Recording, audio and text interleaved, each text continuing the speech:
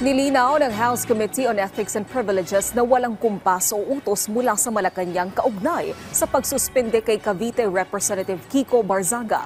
Giit ng pinuno ng komite, may basihan ang kanilang rekomendasyon at inaprubahan din naman ito ng mayorya ng Kamara. Si Mela Lesmora sa sentro ng balita.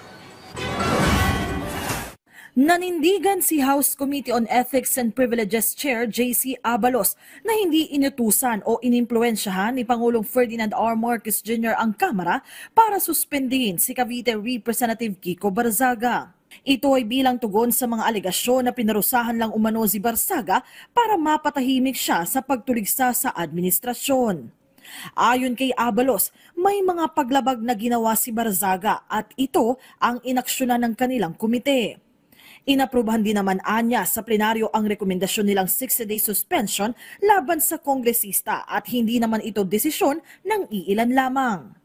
Ang House of Representatives, wala po sa amin kung meron kang oposisyon or kung hindi ka sumasang-ayon sa pamahalaan. Hindi po yan problema dahil karapatan po natin yan. Pinarusahan po si Representative Barzaga on 3 grounds.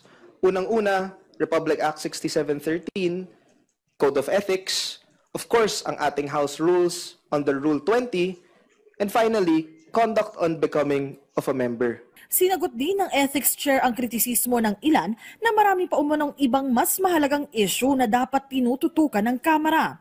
Tulad na lang ng korupsyon sa gitna ng mainit na issue sa flood control projects.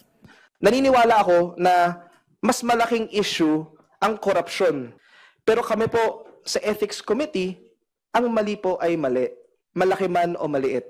Ang mandato po ng Ethics Committee ay sagutin, itry ang mga ethics complaint na sinasampa sa amin. At yun po ang aming ginagawa kapag may magpa-file ng complaint sa mas kasinong kongresista. Sa ngayon naman, binura na rin ni Barzaga ang kanyang mga social media posts na naging dahilan ng kanyang suspensyon. Mela Lesmoras para sa Pambansang TV sa Bagong Pilipinas.